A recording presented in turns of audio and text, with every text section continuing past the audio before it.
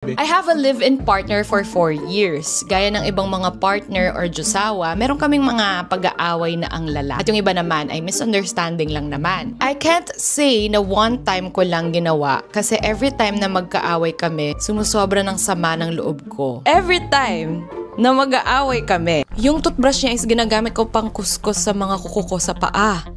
And one time, binrush ko naman siya sa slippers at shoes ng baby namin!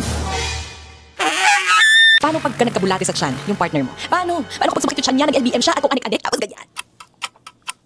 And kanina, dahil di siya umuwi, ginawa ko ulit yon. But this time, ginamit ko siyang pang brush doon sa rocking chair na winiwian ng baby namin!